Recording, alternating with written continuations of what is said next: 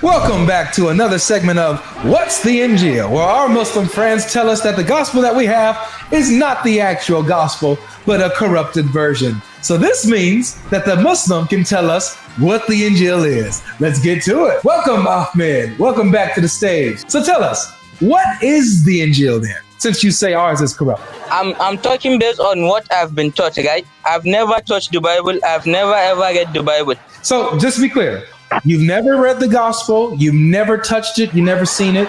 So then it wouldn't be right for you to say that it's corrupted, right? It wouldn't be right for you to say that, right? No, because I'm a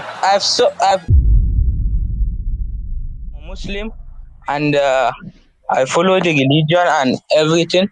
And I just found out about the scientific facts in the Quran and everything like that. So, I just asked myself, how can a man 1400 years ago who was reported to cannot even write and read, how can he make that up? Yeah, he heard a lot of things, a lot of traditions, a lot of stories. He heard a lot of things. Secondly, though, let's bring this to you. If there were things that were inaccurate scientifically in the Quran, would that prove that the Quran is false? No. Okay. So if scientific inaccuracies don't prove that the Quran is false, then scientific accuracies don't prove the Quran is true. So it's irrelevant whether he got something. It's changed by time. It's changed by time. Okay. So if science changes by time, then this is irrelevant. Yes. This is irrelevant. Bringing this up doesn't help prove Muhammad's prophethood because science is flimsy and it doesn't prove or disprove anything. So no, I'm just saying someone who cannot read or write cannot make that up. See, there again. So it sounds like you're appealing to scientific accuracies shows that he actually has knowledge from God, right? Yes. So then that would mean that scientific inaccuracies means that he doesn't have knowledge from God, right? Yes, but you don't know where those scientific inaccuracy, maybe in the future, they will become they will be approved by, since I saw something they said that the sun, what? The Quran of what the did gaps. you say? It's called the Quran of the gaps argument. The Quran says something and science disagrees with it, but maybe later on science would, science yes, would please, let me finish. And line up with it. I saw something like scientists back then, they didn't discover that the sun revolve around around an orbit, but recently they discovered it, and it is said in the Quran. So again, Muhammad also says in the Quran that the sun sets in a muddy spring. So yes. Does that mean that Muhammad is false? Because obviously, according to science, the sun does not set in a muddy spring. No, Muhammad cannot be false. But he says that it sets in a muddy spring. And that's God said it. He didn't say. Okay, so Allah said that Allah said that the sun sets in a muddy spring. So that means that Allah is saying something false. No, but I told you earlier that maybe it's not Quran that is wrong. It's not even maybe, it's science that is wrong. Yes. So maybe later on in the future, I got you. So maybe later on in the future, science is going to discover the sun in a muddy spring. Yes, if they do their research right. Just hold that though. But I have one more question before I go. Allah gave me face, Allahu Akbar, Subhanallah.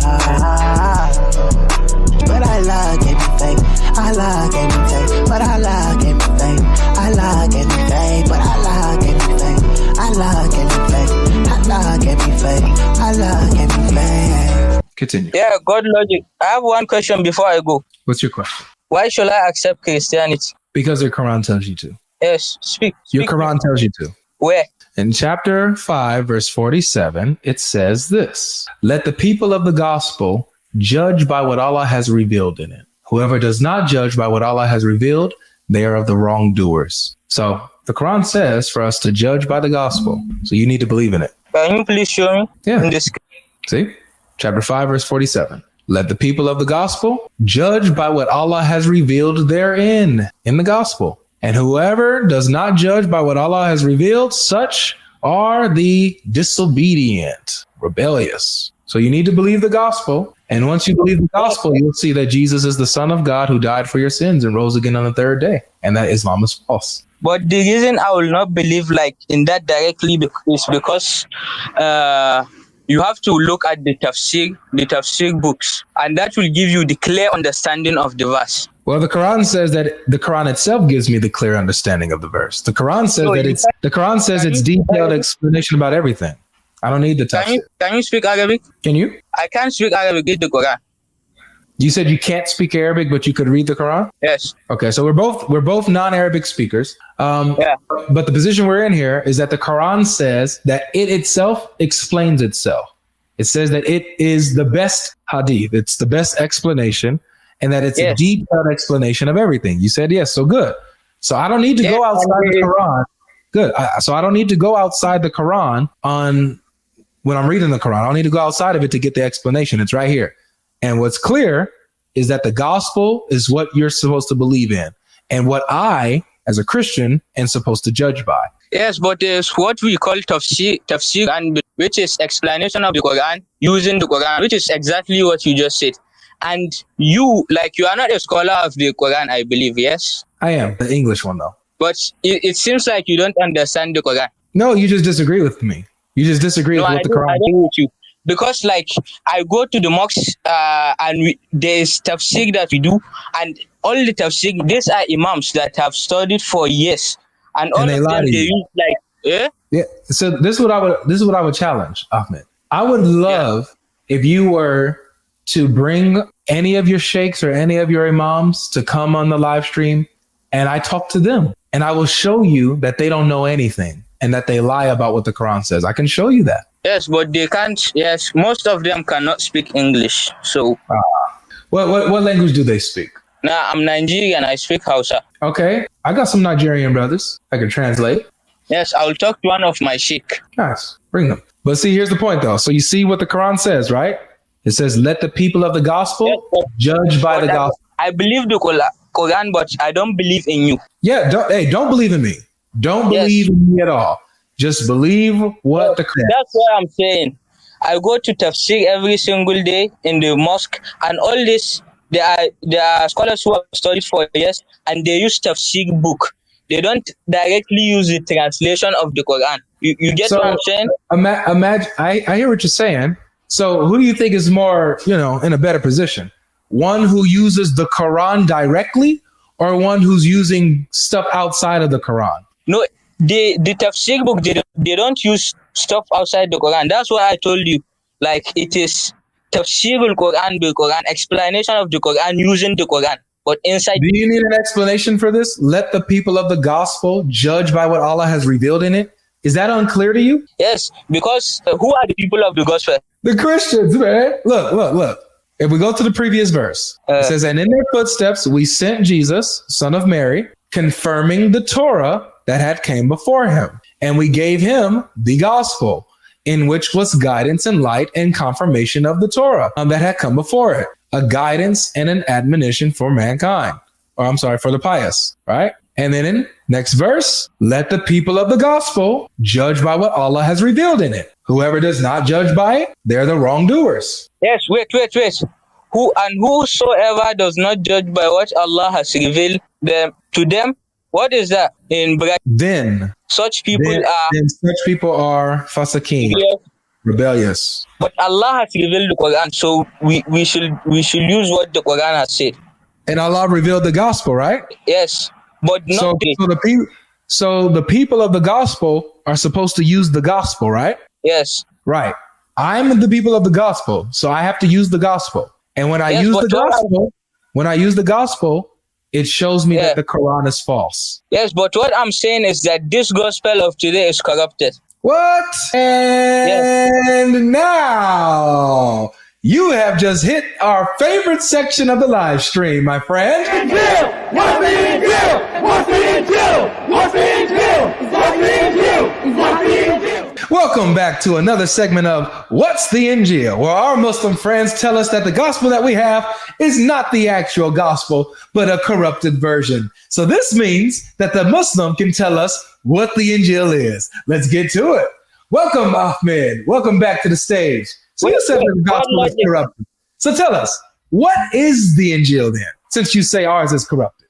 I'm talking based on what I've been taught, right? I've never touched the Bible. I've never ever read the Bible. So just to be clear, you've never read the gospel, you've never touched it, never seen it, but you just heard that it's corrupted. Is that correct? No, but because I don't need it to do my religion, that's why.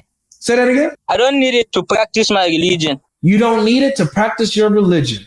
But yes, according to the Quran, you do. And according to your 5 pillars, you cannot be a Muslim and reject Allah's scriptures, right? You have to believe in them, right? I believe in them, but I don't need them to practice my religion.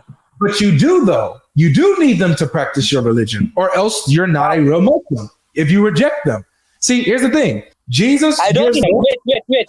GodLogic. I don't reject them. Well, yeah, you do. You just said it's corrupted. I believe in them, but I've never read them because I don't need them to practice my religion. I believe in them. So let me get this straight. So Ahmed, let's be fair to the situation here then. So you've never read the gospel, you've never touched it, you've never seen it. So then it wouldn't be right for you to say that it's corrupted, right? It wouldn't be right for you to say that, right? No, because I've seen, like, I saw a video where you were in it with Sheikh Uthman, and he was clearly showing something from the MacArthur Bible or something like that.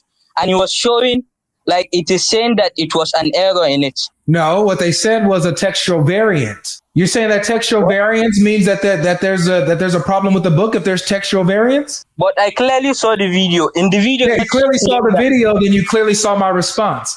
Is there problems with textual variance? Do you even know what a textual variant is? What is that? So a textual variant is when manuscripts, right? You have the writings of the manuscripts, the reading of a manuscript, and another manuscript of the same kind will may have a little difference than the other manuscript. So there might be a slight difference, like a number difference or word difference. Maybe a word might be copied multiple times on that, stuff like that. So that's what a textual variant is. So in like most of our Old Testament texts, it says his age is 22. The Masoretic text, it says his age was 42. So we can see that the Masoretic text is wrong when we compare it to the other manuscripts. It's just a textual variant, right? So that's what that is. You have this in your Quran. You have textual variants in your Quran. Where? All over the place. Can you give me an example? Okay. I'll give you an example, then you can go ask your sheikhs about it, okay? I bet. All right. So if you go to chapter 37, verse 12, and you can go ask your sheikhs about this. Goodness, we couldn't even do what is the Injil with you because you just admitted, you're like, I never read nothing. I just heard. We couldn't even do that. That's my favorite segment, but that was cut short. When you go to chapter 37, verse 12, we see here, it says, but you wonder while they mock.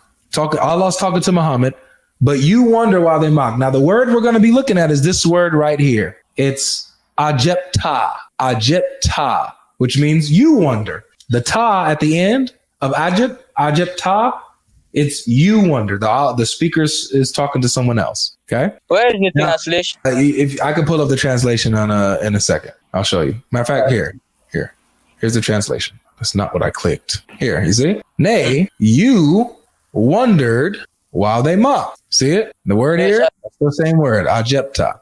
All right. Yes. Okay. So now going back. So that's the Hafs Quran. That's the one that's most famous. The one that most Muslims use. When we scroll down, we're going to scroll down to the Quran or the Hamza Quran. And I like this site because it has the color codes that shows you the difference. It's 2. The first one is Ajepta. This one is Ajep2. Allah says, I wondered while they mocked. So the first one is you wondered while they mocked. This one is... Where is this one? What? Where is the translation? Translation of this one. It's right here. Right here. Rather, I am amazed and they mock. So you see how it changes from you to I? Yes, but what I know, this is Ruwayat, right? Say that again? This is Ruwayat, different narrations. No, this is the same verse, the same Quran. Verse. And the other one is Hamza. Yeah. Okay, what I know about this is they are basically all the same. It's just different dialects. That's what I know about it. And that's wrong because it's not different dialects. These are different words. Well, I have to do my research on that. No worries. But you see how there's textual variants even in your Quran? I could show you many of them, but this is just one example. I don't want to flood you with too much. Just check this one out. Take this to your sheikhs and they're going to lie to you and tell you, yeah, these are just different dialects. No, dialect is how people speak, right? How they pronounce words, right? But the meaning won't change. The meaning won't change. Here, it's a different word with a different meaning. So it's not about dialect. These are different words that change the meaning of the text. One has Muhammad, who's the one who wonders. The other one has Allah, who's the one who's wondering while they mock.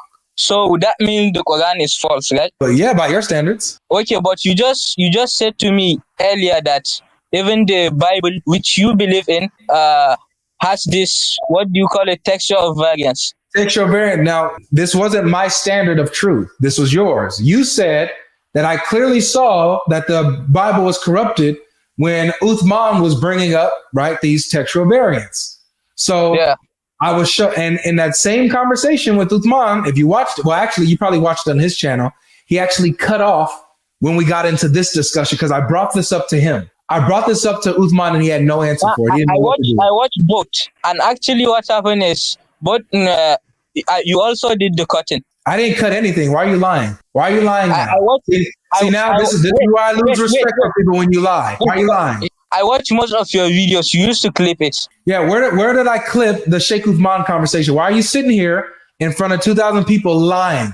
I'm not lying. Yeah, you are lying. You said that I clipped that conversation. Why are you lying? No, I didn't lie. I watch most of your videos on your channel. Then I'll repeat what you said. You said that I also clipped the conversation that I had with Sheikh Uthman that day. That's what you said. Why are you lying? As if we can't pull it up and see the whole conversation is there. Why are you lying? So, but you said that Sheikh Uthman clipped the... Yes, you said he cut out the part where I brought this up.